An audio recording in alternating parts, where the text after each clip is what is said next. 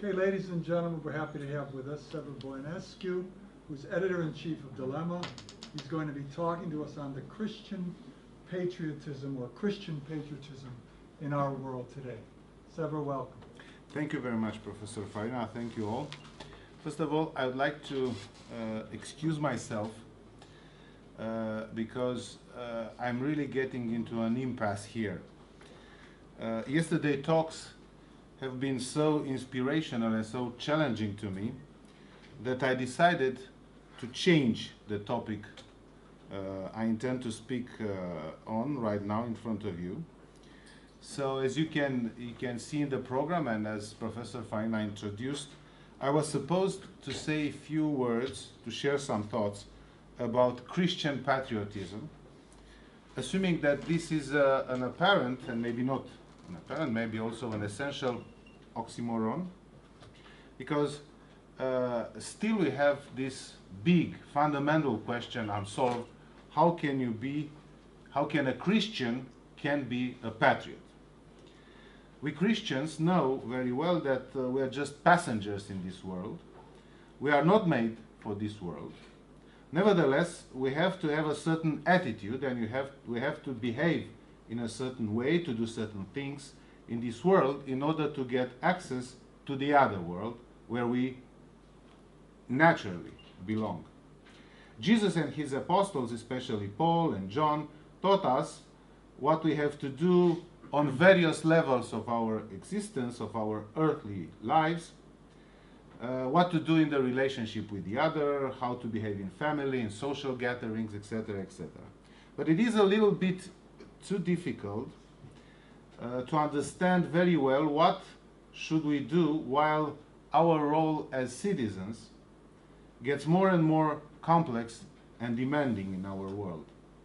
Looks like citizenry asks many things from us, and one of these things is to love our country, our motherland, to be patriots. But in the same time, we are asked not to be linked to earthly things.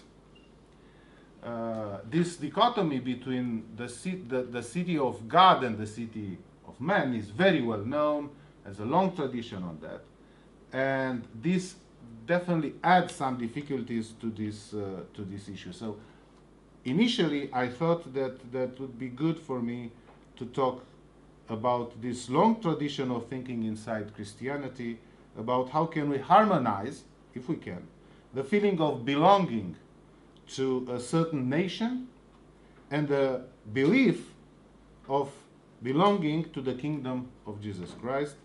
So this is not our world, but we are still living in it. And I thought that would be very good, first of all, to talk a little bit about patriotism. Somebody mentioned today in the morning that we should make a difference between patriotism and nationalism. In Romanian language, in the very used, I mean in the newspapers and in the talks, we do have this kind of difference. Basically, the difference is that nationalism is something rather bad, and being a patriot and patriotism is something good. And then it's not only possible to be a patriot without being a nationalist, but is more than that. Some people argue that in order to be a good patriot is necessary to not to be a nationalist. So this would have been another topic that I would like to address. And I would have liked to talk a bit about what does it mean to be a patriot, basically.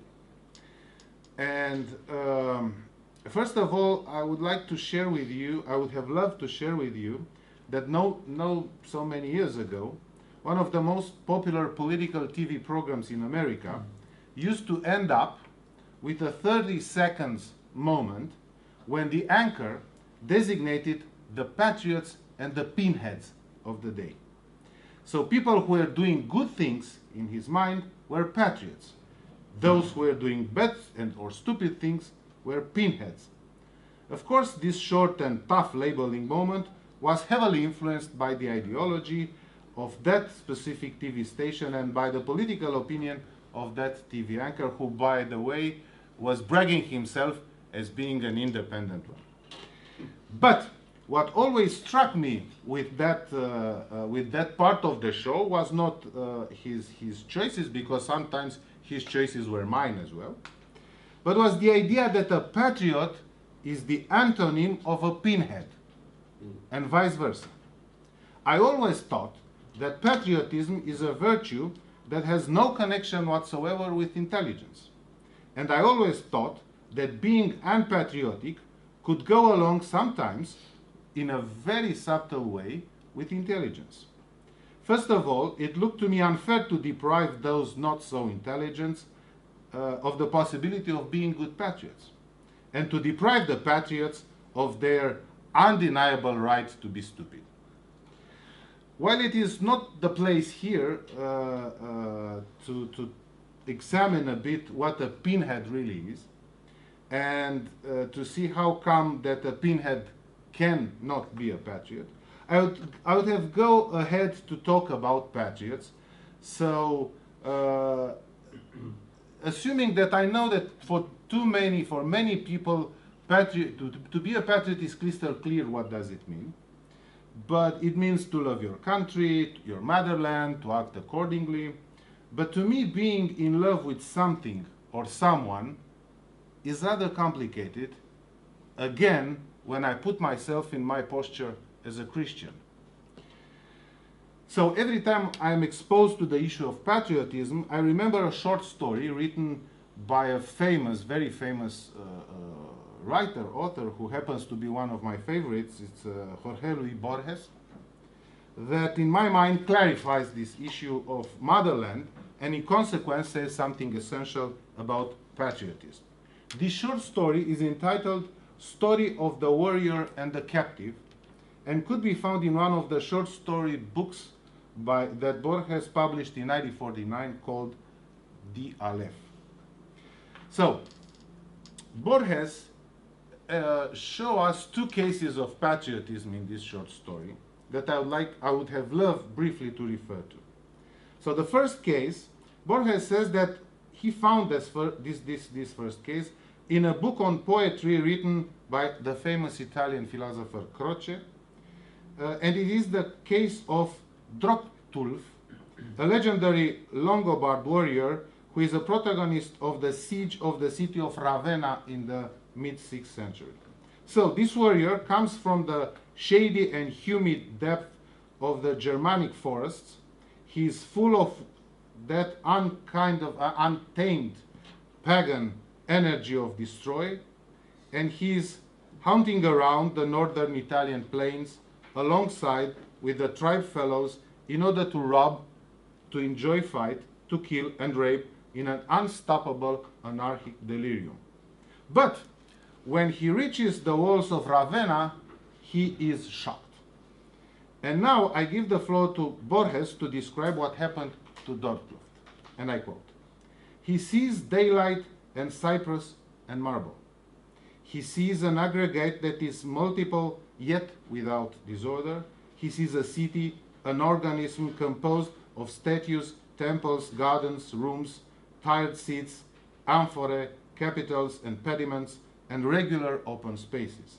None of these artifices strikes him as beautiful. They strike him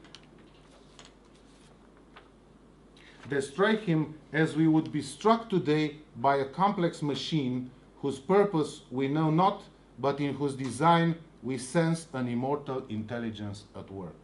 Perhaps a single arch is enough for him, with its incomprehensible inscription of eternal Roman letters. He is suddenly blinded and renewed by the city, that revelation. He knows that in this city there will be a dog or a child, and that he will not even begin to understand it, but he knows as well that this city is worth more than his gods and the faith he is sworn to and all the marshlands of Germany. So something deep and delicate has been touched in his simple, innocent, and cruel soul that thrill inside his muscular body. something that he never knew it exists in him woke up. Something as natural as the forest, the herbs, and the animals. Something as natural as his tribe, his mother and his father. But something he barely can describe. That something came up inside him. Could be an awe, could be admiration, could be devotion. Whatever that is overwhelming to him. And under such a spell, Dotkluf gets on Ravena's side and dies defending the city that he just came to beleaguer along with his own. People of Ravenna made him a tomb with an epitaph in Latin, the language of civilization that he never managed to understand. Driven in his life only by his strong and unleashed instincts, the warrior Dotkluf had no idea that something called history exists in the world. Yet this is exactly the point of view from where his attitude is not only valid but heroic. His tribesmen accused him of treachery, of course, with all the terrible consequences that such a label can have for a Germanic tribe. But the Longobards disappeared in a very interesting manner from history. They melted into the Roman civilization and they wanted to conquer, and eventually they became one of the most important ingredients of the nowadays Italian people. So their version of history were probably infamous reasons made Dotkluf to betray his people has been forever forgotten. Nowadays, both the Ravinians and the Longobards are Italians. So this is the first case. The second case described by Borges has been told to the writer by his own grandmother. In AD 70, she was the wife of a colonel who was the commander of the military that secured the northern and western border of Argentina. This is the case of an Indian woman that Borges never named, perhaps because he never knew her name. So this Indian woman was in fact a British lady from Yorkshire.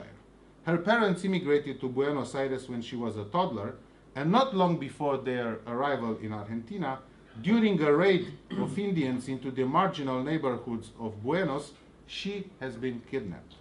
15 years later, the British little girl turned into a wife of one of the respected Indian chieftain, had 2 children with him, and was happy with her life. The physical English features and the vivid memory of her kidnapping were not at all impediments for her to develop a new sense of belonging.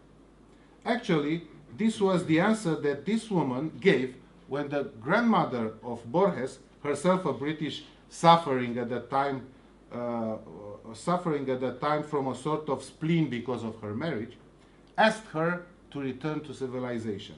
"I am happy," she said, and she turned her back on the old Mrs. Borges and proudly left.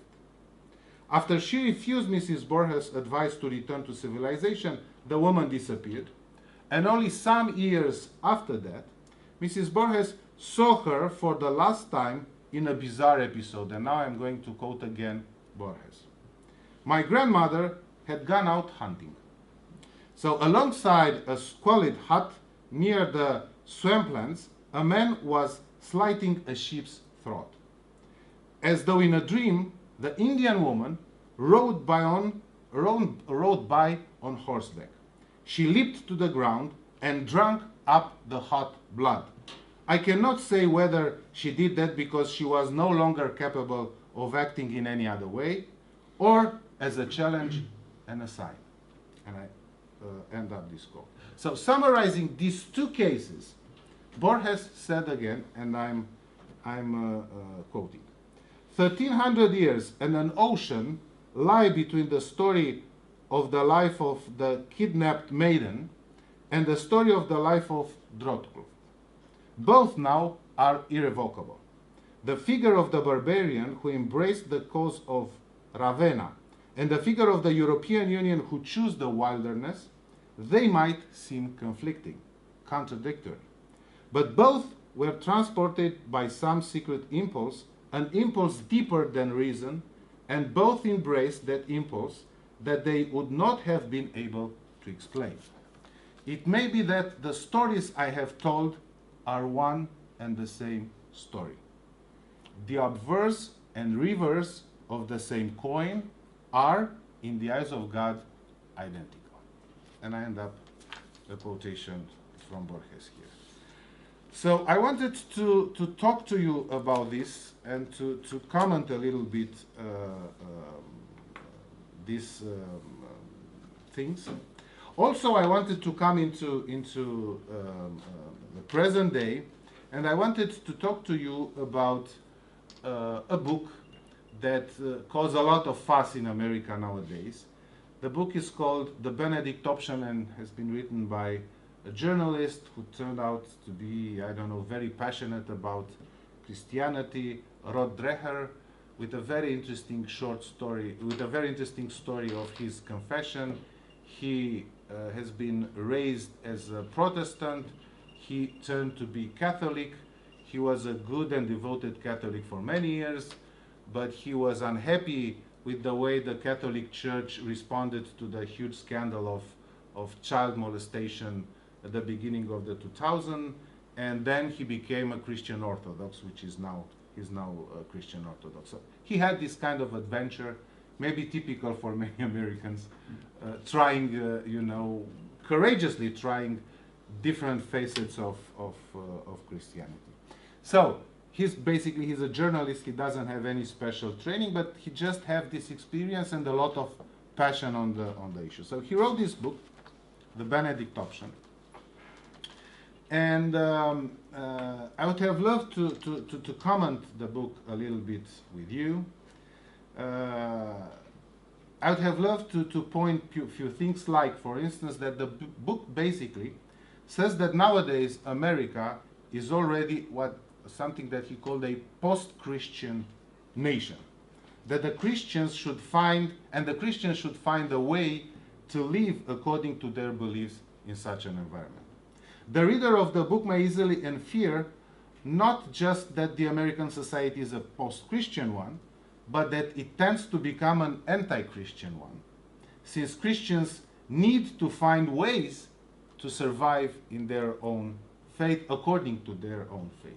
Now, the Benedict option is a sort of syntagma that does not exactly belong to Rod Dreher. It refers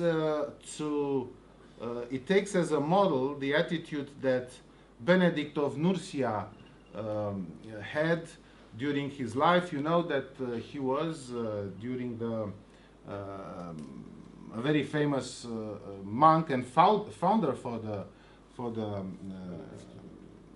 monasteries and founder of the very famous order of Benedictines, by the way, in the 5th, 6th century. So this Benedict of Nursia, he was born in the second half of the 5th century in Nursia. He had a very good Christian education. In his 20s, he was a young man of impeccable Christian upbringing, and he went to Rome for a career. And he found the city in a terrible state of moral decay, and not only moral decay, and he decided that he cannot live according to his own beliefs in that city, so he left. What is very interesting is that he left not to found a monarchic community. He just left to find a place where he can live according to his beliefs. And the very clear indication why is that when he left, he took with him his part of his servants, and some of them were women, were ladies. So he left Rome trying to find a place, not with the idea to found an austere and monarchical community, but simply to found a community where he can live according to his belief. So, and this syntagma, the Benedict option, comes, of course, from this from his biography, and is consecrated in a very famous with a very famous quote by Alasdair MacIntyre, which all we know is a very important Christian moralist, one of my favorites as well. and in one of his books, in one of his texts, he says that uh, he presents a tough critic of modernity, saying that it all comes from the Enlightenment, when the roots has been cut off between our world and the origin of our world, and cutting off those roots, Enlightenment has not been able to propose something at the same magnitude instead, so left us totally, disorientated. And basically what he said, Alistair McIntyre, was that our society should not wait for a Godot, but should wait for a new Saint Benedict. So this dichotomy between Godot as a product of the modernity and Benedict as the product of a good Christian old and founding and fruitless and fruity attitude should be taken into consideration. So getting back to the book of Ron Dreher, he described this Benedict option. He pleaded for that, saying that the American Christians should take this path. But there is a special moment in that book that I love, and I would have loved to comment that with you. So it's a moment when he described in the book that he discussed this Benedict option with a pastor, and the pastor told him that, and I quote, "The moment that Benedict option became other than communion with Christ and dwelling with our neighbors in love, it ceases to be Benedictine." So, and now Could you repeat that? so the moment then Benedict option became other than communion with Christ and dwelling with our neighbors in love, it ceases to be Benedictine. The idea is that when you take this option and when you go into such a community, if you want, you should do that because of love of Jesus Christ and the others, not as a refusal to the world. This reminds me of an experience, a similar experience that I have had when I was a teenager, and I passed through a, how should I put it, to a naive religious crisis, as we all pass through when we are teenagers, and I decided that I hate my church. I was totally unhappy with the Orthodox Church, and I decided that I wanted to be a Catholic because I love the org, because I love Bach, because I love the cathedrals, and nothing like that can found in my, because I love John Paul II, and nothing like that could be found in my church. So I decided to go to become a Catholic, and I went to a Catholic church, and I had a very interesting discussion with the priest there, and he told me, we talked for like 2 hours, and I explained to him why I wanted to do that, and he said, you know something, of course I would have loved to give you the catechism and to start the whole process, but I don't think it's right. And you know why? Because you want to become a Catholic, not because you like the Catholics, but because you hate your orthodoxy. So better you get back there, come up with terms with your orthodoxy, and after that, if you need, we can talk. So I got back, I come on terms with orthodoxy, and I don't want to leave now. So this reminds me, that's why this fragment from the Benedict option struck me, because in a way, what this pastor was saying to the author was exactly the same. So when you choose such a path, you have to do it because of love, not because of hate, not because of refusal, not because of you want to put a sort of wall between you and the world that you cannot come in terms of. That's why it's very difficult to be a Christian. So anyway, I wanted to talk to you about all of this, but I changed my mind. And I changed my mind because of you. Because of the discussion that we have had yesterday and in part today. So I choose to share some thoughts being provoked by what I've heard here. So first of all, I would like to say that I was very impressed about the way Professor Farina assumed this intellectual duty to redeem words as nationalism and populism. This is, on one hand, this is I would say that in the world today, should be the main duty of any intellectual, to put order in words. We all know, we all read Plato, we all know how that words has consequences. Words have consequences, tough consequences sometimes. I have to tell you that I was very impressed the other week with that case that happened in Washington with a guy who stepped up on a sport field where a bunch of Republicans were practicing for a baseball game that they wanted to play with the Democrats. You know, Republican congressmen with baseball against the Democrats. It was a charitable game. This is something that they are doing, you know, on a regular basis. And the guy just got on that field. He asked somebody, "What team is that?" That somebody answered him, "They are Republicans." And he take out the gun and start to shoot. And there have been some fatalities over there. Thank God nobody died, but there have been some people who had been hurt, and including the whip of the Republicans. And what happened was that police reacted immediately, and they killed the aggressor, because otherwise the guy would have continued to shoot. But what happened was that when they investigated this guy, they went on his Facebook, they went on his Twitter, on his, you know, social media instruments, and they found terrible words of hate, repeating the syntagma, "We should end up once for a while with the Republicans and with Trump," and so on and so forth. And everybody got, you know, shocked, and they said this is unacceptable, blah, blah. But this is unacceptable, and we became worried about that only after the crime has been produced, because otherwise these are the regular words on Facebook. Thousands and thousands of people are speaking like that on Facebook. One or two of them, of course, went to shot somebody else on the street. But on the Facebook, this is the regular way to talk. You have to express strong hate about your political opponent or your intellectual opponent, cultural opponent, whatever. So I say that intellectuals, they know very well that out of this environment, out of this world of words, only crime can arise. It's a matter of time, it's a matter of somebody, or it's a matter of whatever you want, but necessarily crime would arise. And intellectuals know that. Politicians, they don't know that. That's why they are shocked. And I believe all of them, both Republicans and Democrats, say we are shocked. I believe they were shocked. Because politicians, they don't use words in a responsible manner.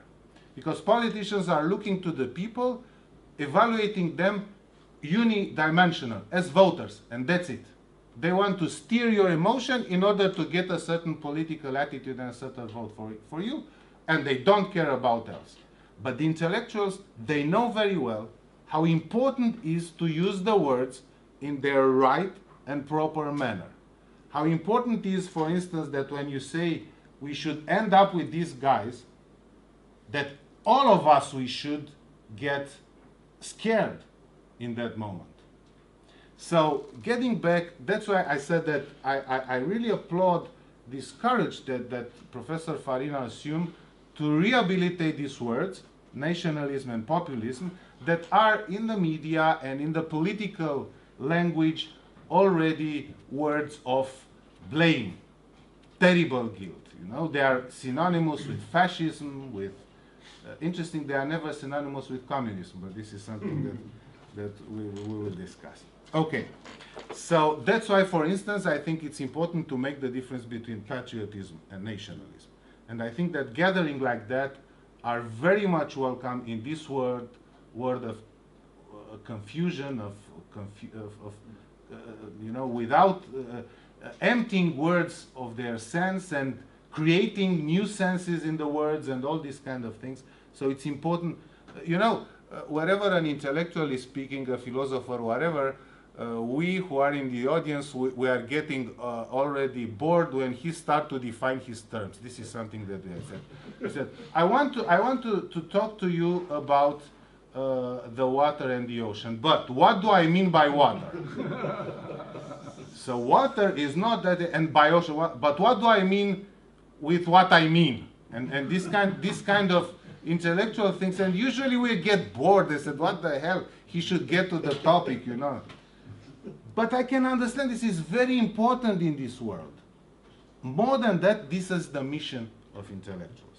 So I applaud that. Again, to the nation. Nation is not a word as compromised as nationalism.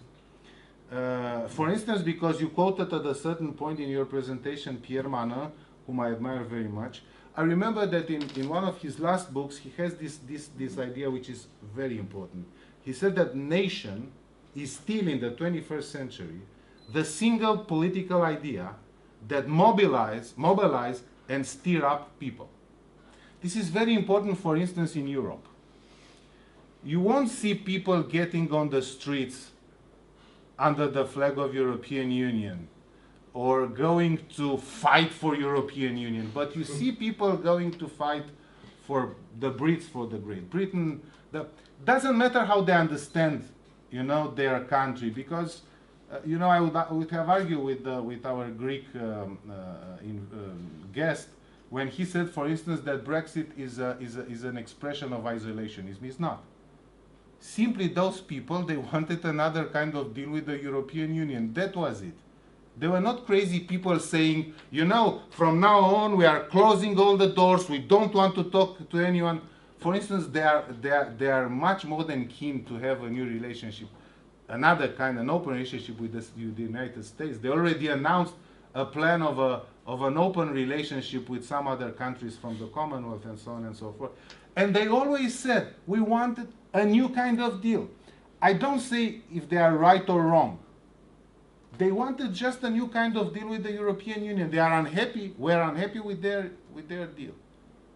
Doesn't mean they are isolationist. Okay? So, getting back, I think nation is still, obviously is still important. Look when you see the World Championship of soccer. The passion that people instinctively, the passion that people put into rooting for their own national teams. You know?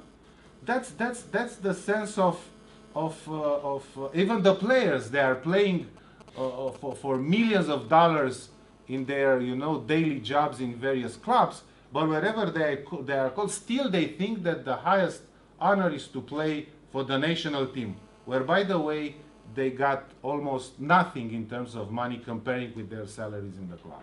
So this is still works. We can see at every corner that nation still works as a reality in the soul of the people. So that's why it's very important.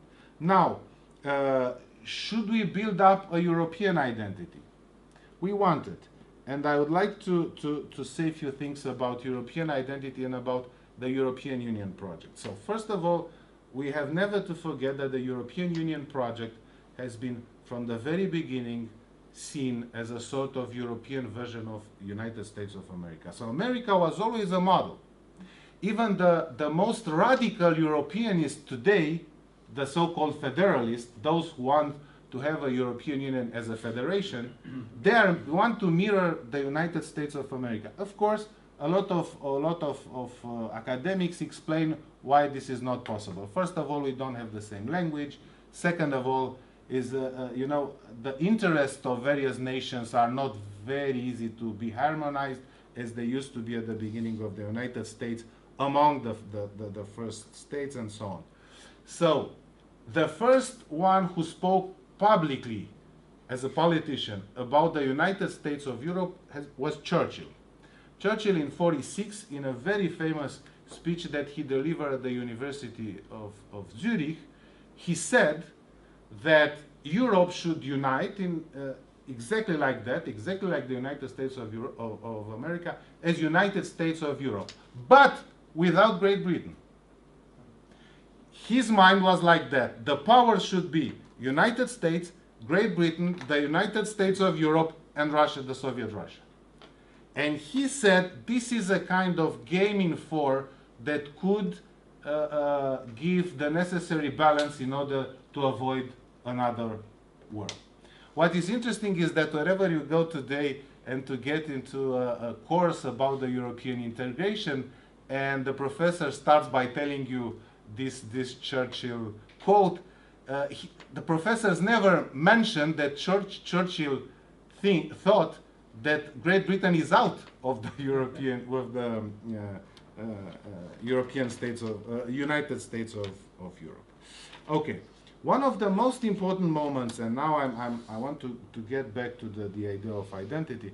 One of the very important and I would say suggestive moments for what I want to say now is what happened with the European Constitution. So, with the European Constitution happened like that.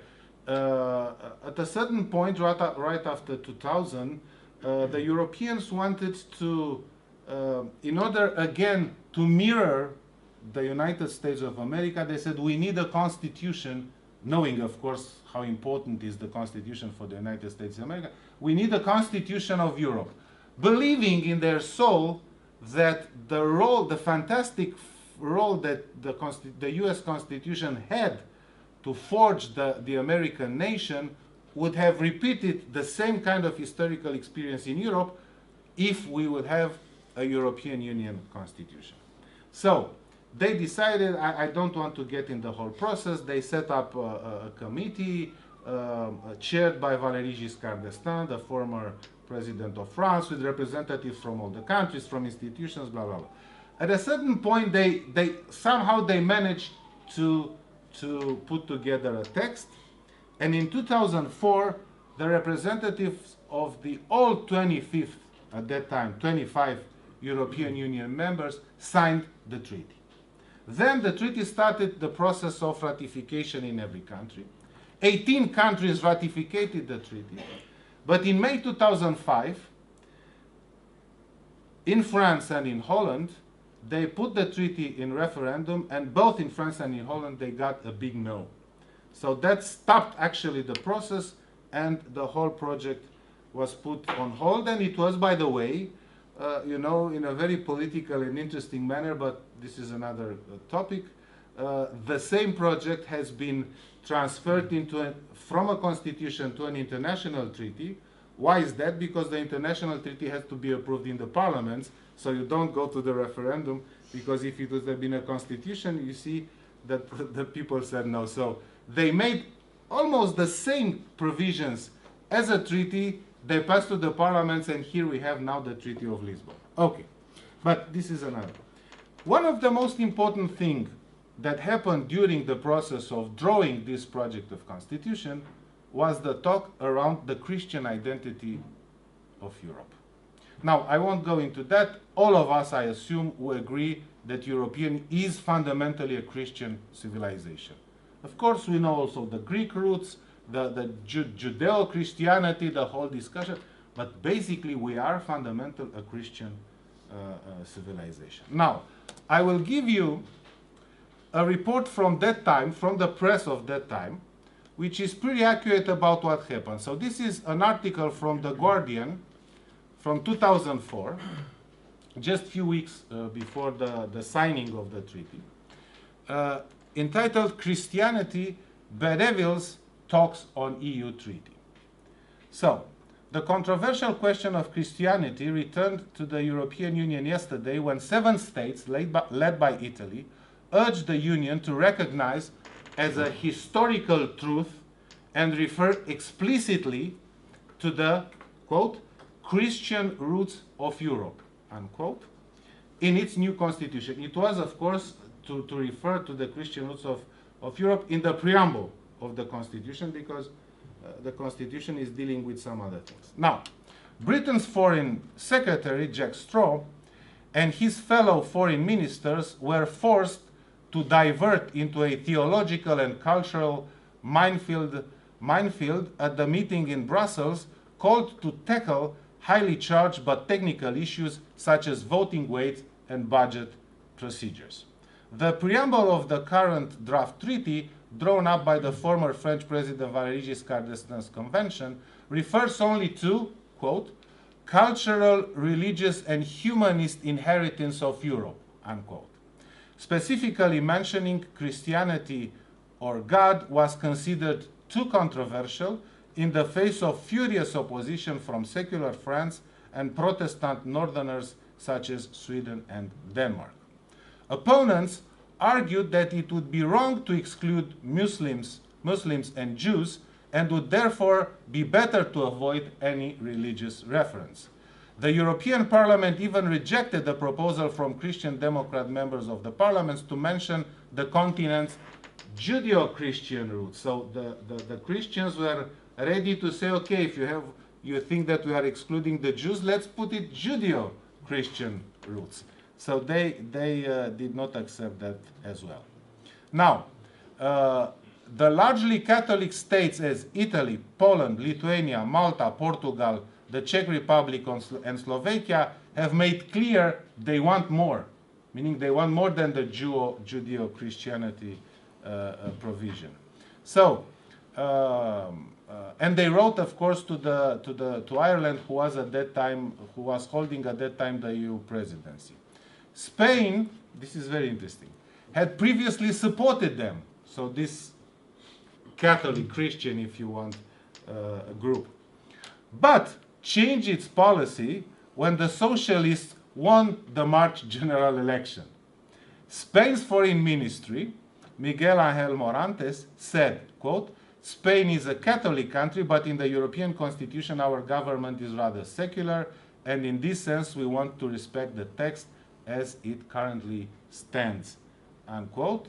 Poland would like a reference based on its own national constitution, which refers to, so this is in the Polish constitution, I think it still is, isn't it? This kind of provision, both those who believe in God as the source of truth, justice, good, and beauty, as well as those not sharing such faith, but respecting those universal values from other sources. The Vatican, of course, has made clear that it wants a reference to the Christianity and so on and so forth. So, they had this debate.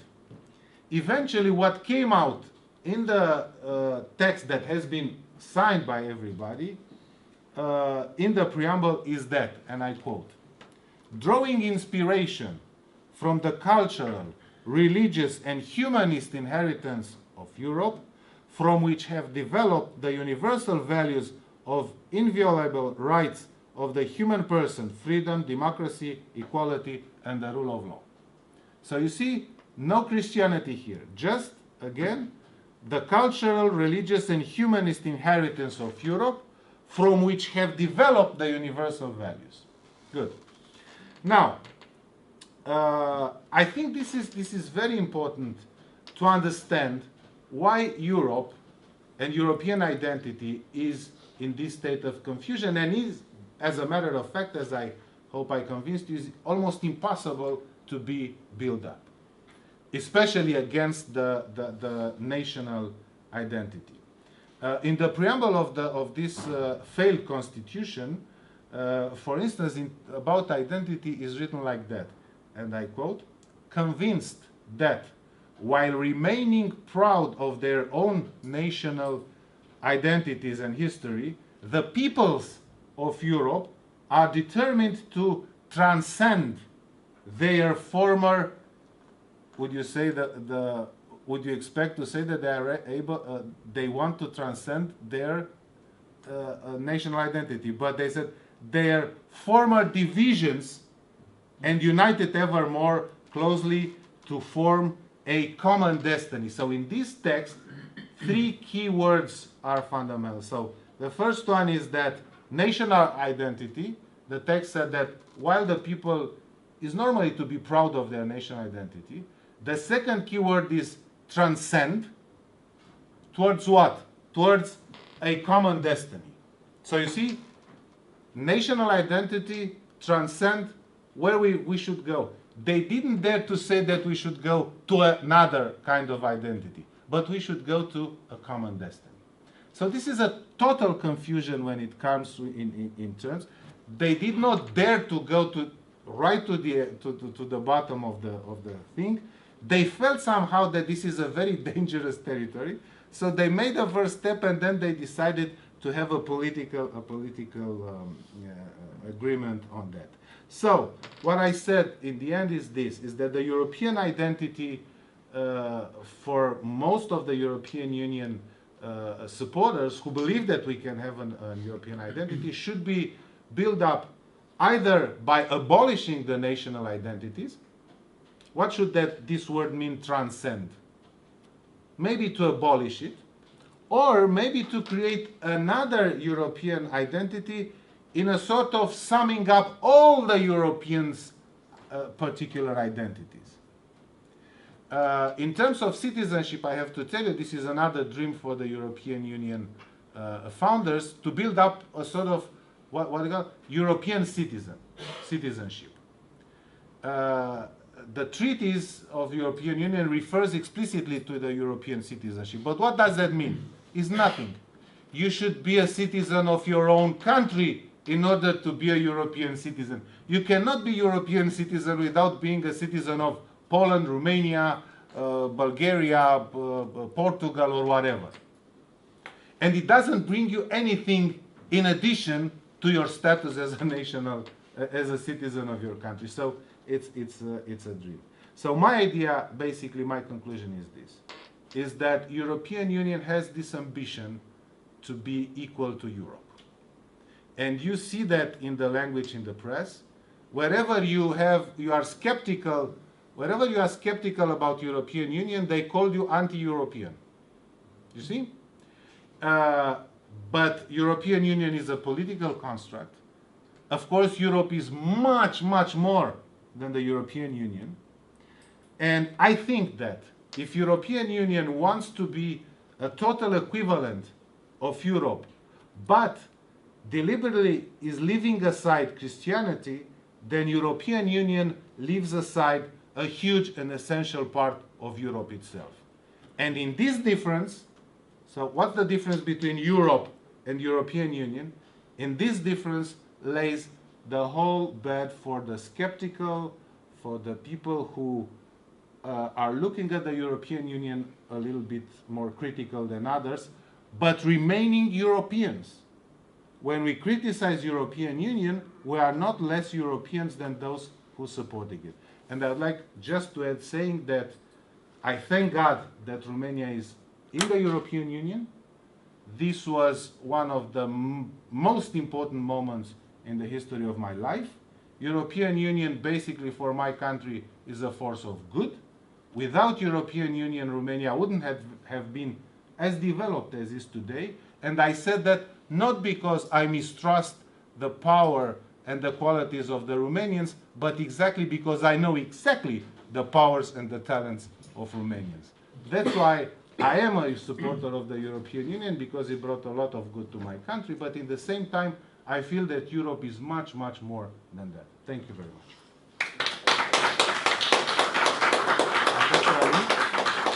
Well, thank you for a very elegant and interesting reflection. I must tell you, last day you'll recall that someone was talking, maybe it was you, about how Romanians in their own language speak of the past using the future